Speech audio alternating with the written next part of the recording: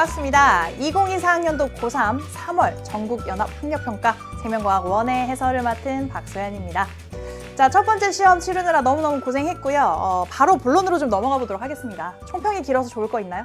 자, 일단 3월 학평은 현재 내 상태를 진단하기 위해서 치르는 굉장히 중요한 시험입니다. 내가 겨울방학 동안에 어느 정도 노력을 했는데 그게 좀 빛을 볼 것인지 결실을 맺은 것인지 그거를 내 눈으로 확인할 수 있는, 그다음에 전국에서의 나의 위치도 확인을 할 수 있단 말이죠. 굉장히 중요한 의미를 갖는 시험인데, 일단 여러분들이 겨울방학 동안에 개념 정리를 그래도 한 번은 했다. 수능 특강까지 다 풀어보는 것까지 바라지 않습니다. 그래서 수능 개념이라든지 그런 부분 한 번이라도 좀 정리를 했으면 그게 100% 내 것이 되지는 않았더라도 문항의 내용이 그래도 어느 정도 친숙하단 말이죠. 그래서 기억, 니은, 디귿 중에 이거 좀 기억이 잘 안 나는데 가물가물한데 그래서 몇 개 정도 틀렸을 수 있습니다.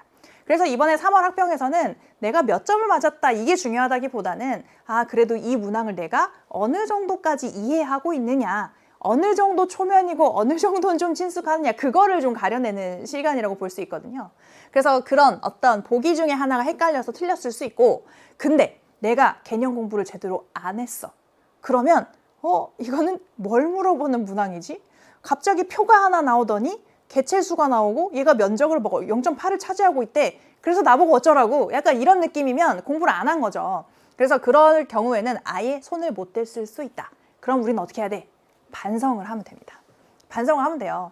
그래서 여러분들은 이번 시험을 분석을 하면서 점수만 매기지 마시고요. 내가 맞은 문항이어도 내가 솔직히 이 용어는 제대로 무슨 말인지 설명해낼 수 없다. 그런 부분. 내가 그냥 느낌으로 대충 이렇게 맞추긴 했는데 근데 사실은 정확하게 풀어내진 못한 것 같아. 그런 부분이 어디까지가 내 것인지를 꼼꼼히 이제 확인을 좀 해야 된단 말이죠.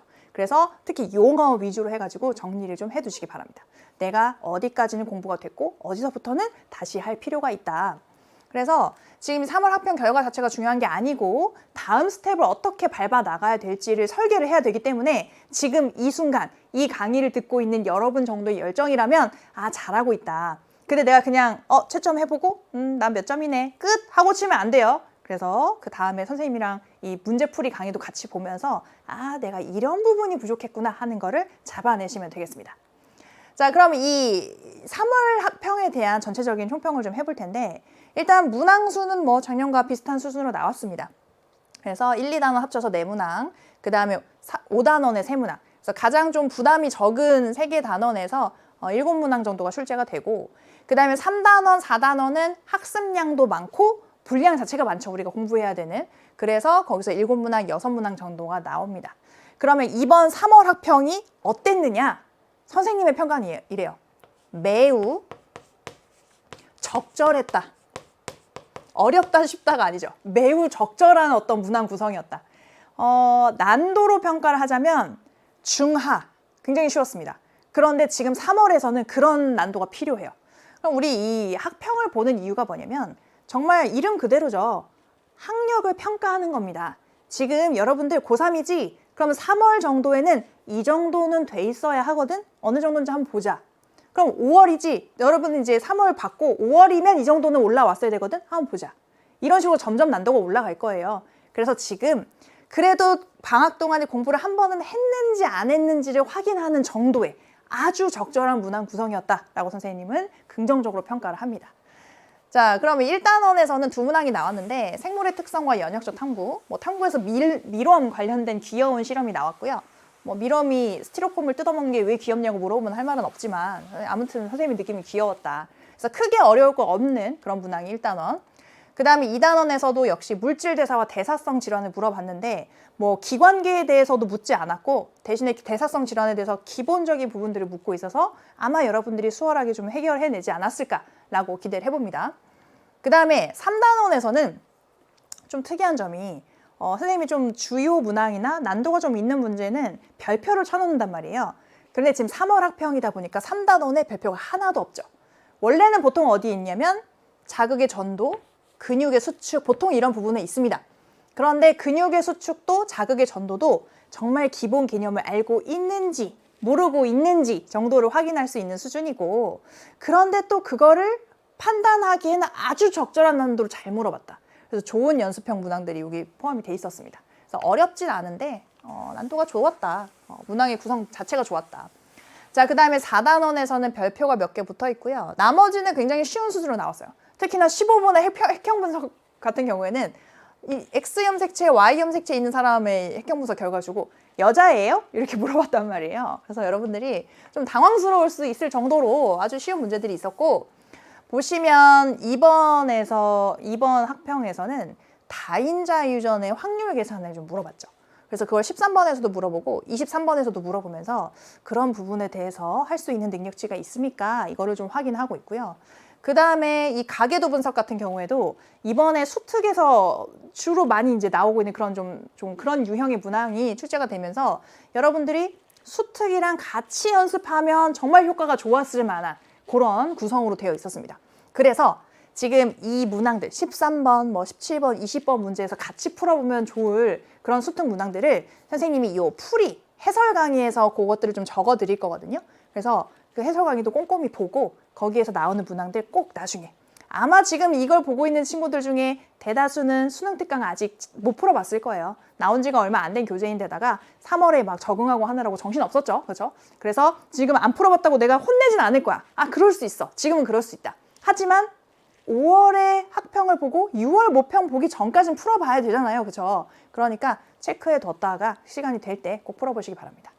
자, 그 다음에 5단원에서는 일단 물질의 생산과 소비, 이 문항이 뭐 좀 독특한 보기도 있긴 했어요. 디귿 보기 정도 체크해두면 좋았는데, 일단은 용어 정리가 제대로 돼 있는지를 이제 확인할 수 있어서 그런 부분에서 의미가 있는 문항이었고, 그 다음에 방영구법에 대해서 상대 피도 같은 것 계산할 수 있는지 묻고 있었습니다. 그래서 아무래도 작년 수능에서는 빠지긴 했지만 이번 수능에서 만약에 다른 3단원, 4단원이 아닌 다른 부분에서 변별을 좀 시도한다면 아무래도 좀 가능성이 높은 건 방영구법이잖아요. 그래서 우리가 여러 가지 좀 연습을 해놓을 필요가 있는 부분이기 때문에 좋은 문항이었다고 생각을 합니다. 이렇게 해서 5단원까지 주요 문항들 한번 살펴봤고요. 자, 그러면 우리는 이 다음 스텝은 뭐야? 나 지금 3월 학평은 내가 몇 점 맞았어. 너 몇 등급 나오겠지. 나중에 결과 나올 텐데 그건 이미 지나간 일이고, 그럼 이걸 바탕으로 앞으로의 5월 학평 어떻게 대비를 해야 될 것인가. 5월 학평이 5월 8일로 예정이 되어 있습니다. 근데 만약에 내가 어느 정도는 공부가 좀 되어 있는 상황이야. 그래도 겨울방학 때 한 번은 돌려서 이번 문제를 풀 때는 뭐 몇 개 헷갈리는 건 있었지만 전혀 모르는 건 없었다. 그런 상태인 친구들은 5월 학평 전까지 1, 2, 3, 5단원의 수능 특강은 일단 다 푸세요. 그 정도는 기본 수준. 수능 특강은 다 풀고 1, 2, 3, 5단원에 해당하는 기출문제도 4단원 빼고는 기출문제가 그렇게 부담스럽진 않거든요. 수능 특강과 크게 차이가 나진 않습니다. 그러니까 기출문제까지도 한번 풀어본 다음에 이제 그 5월 학평을 좀 맞이했으면 좋겠다. 하지만 4단원은 시간이 좀 걸리는 단원이기 때문에 지금 남은 시간이 많지는 않잖아요. 한 달 조금 남았고, 그 다음에 그 5월 학평 바로 직전에 중간고사가 있단 말이죠. 1차 집필평가가 있기 때문에 여러분들 거기 집중을 좀 할 필요가 있습니다. 그래서 이 정도 수준으로 좀 주문을 하려고 합니다. 그런데 내가 막 지금 3월 학평을 까보니까 나 큰일 났네, 이런 상태인 친구들도 있겠죠. 그런 친구들은 지금부터 시작하는 느낌으로 일단은 5월 학평까지 시간이 많지는 않기 때문에 1단원, 2단원, 5단원까지는 다 마친다. 7문제였잖아요. 지금 3월 학평에서 그 부분의 문제가. 7문제는 내가 무조건 일단 맞고 볼 거야. 그 다음에 3단원, 4단원 중에서 좀 기억나는 거는 거기는 이제 더불어서 맞힐 수 있고, 이렇게 목표를 잡고, 그 다음에 5월 학평까지 1, 2, 5단원, 3단원, 분량이 적은 3단원을 했으면 그 다음에 한 달 있다가 보게 되는 6월 모평에서는 3단원까지는 공부가 된 상태로 봐야죠. 그렇겠죠? 그래서 이 어떤 모의고사라고 하는 학평, 모평 이런 스케줄에 맞춰서 우리의 공부 분량을 조금씩 늘려나가면 되겠습니다. 그런데 이게 쉽진 않아요. 5월 8일에 학평이 있는데 선생님이 얘기한 것처럼 그 바로 직전에 이제 중간고사라고 부르는 1차 집필평가가 있기 때문에 여러분들이 시간 내기가 쉽지 않을 것이다. 그래서 선생님한테도 듣고 많은 사람에게 들어서 각오는 했겠지만 막 하루에 발표가 2개씩 있어. 근데 생기부 챙겨야 되니까 발표 안 할 수 없죠. 퀄리티도 막 높아야 돼. 그리고 내신 공부도 해야 되겠죠. 중간고사가 코앞인데 내가 만약에 여기서 조금만 피곤하다고 잠깐 놓쳤다가는 내가 지금까지 열심히 관리해온 내신 성적이 떨어질 수 있어요. 그런 것도 주의해야 되지. 그 다음에 중간중간에 학평 보고 모평 보니까 이것도 막 등급 안 나오면 스트레스 받는단 말이죠. 그래서 이 3박자가 다 같이 돌아가야 한다. 그래서 3가지를 조화롭게 잘 챙겨야 하는데, 일단 3학년 1학기의 주안점은 생기부나 내신 마무리하는 거, 이제 수시로 준비하는 친구들은 그게 되어야 하니까 자투리 시간을 하나도 남기지 말고 수능 준비를 틈틈이 하면서 학평, 모평 대비하시기 바랍니다. 그리고 그 와중에 건강도 잘 챙겨야 되겠죠. 그래서 우리 만약에 지금 3월 학평 못 봤어도 괜찮아요. 일희일비 하지 마시고 아, 내가 이 부분이 부족하구나. 잘 챙겨서 다음 시간에 조금 더 업그레이드 하면 되잖아요. 그런 기회로 삼으셨으면 좋겠습니다. 자, 그러면 이 3월 학력평가에 대해서 선생님이 총평을 한번 해봤고, 그러면 바로 이어서 이 한 문항 같이 풀이를 해보면서 조금 더 분석해 보도록 할게요. 그럼 선생님이랑은 해설 강의에서 만나도록 하겠습니다.